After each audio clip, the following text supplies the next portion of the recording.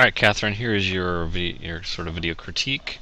Your tile looks good. I would just maybe encourage you for your second tile to pick a kind of photographic element that might be a little more challenging to make tileable. So that's what I would do for your tile, is try something a little more challenging.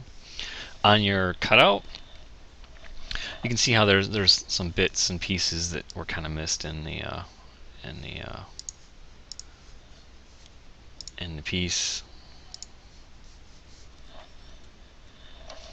Uh, I can see on the original there was some cut out, like where he's got torn pieces out of his wing.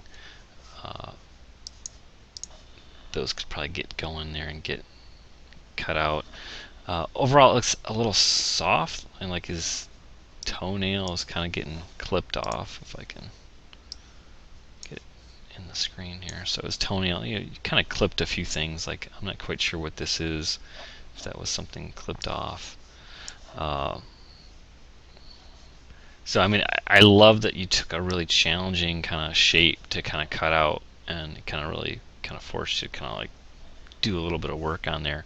I'm not sure if you just went in there with the paintbrush and tried to, just erase away or pull that out. It looks like you did, just because typically when I do that, sometimes I'll leave these little pieces behind. So this is probably something that using the path tool to come in here and like create a nice crisp edge to really define where the wing ends would probably be the way to go. A little bit more work to kind of lay in the path, but certainly you'll get some nice cleaner results, a lot more professional kind of retouching on cutting that out. For your layouts, I know that you used this as sort of a go-by, and I don't think this is successful just in the fact that this doesn't feel like it's quite translating.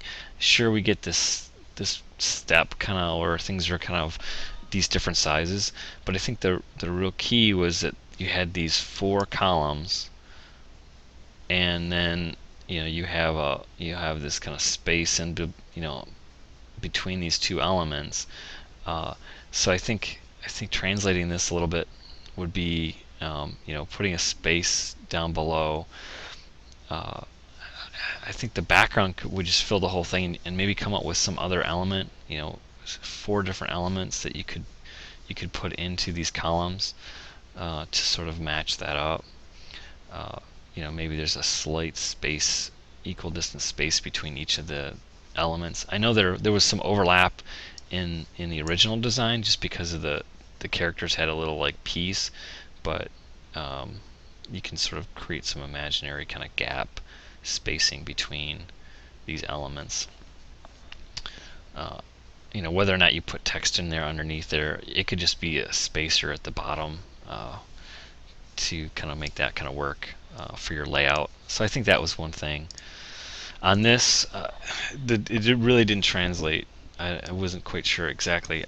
Maybe you were pulling from this. If you were, again, just like this one, you need maybe separate elements or pictures or whatever that you could drop in there, because this just doesn't really translate in seeing how that design kind of fit. In here, there's a slight gap between these 2 different rows. There's a gap at the top, so if you do pull in some different images to sort of get this to work, I would just respect an equal distant gap from the top and the bottom, and then a gap on the sides, and kind of drop in these 3 column 2 row kind of piece into that, and I think that would translate a lot better. I don't mind the source design layout that you're kind of picking from. I think just the translation, how you're doing that, didn't quite come across where you're really kind of capturing that feeling. Okay, we talked about tile. Okay, so there's just some quick feedback on, I think the layouts you had a little more trouble with the layouts. Tile you did well, and a little cleaner on the alpha cutout, but overall, good effort.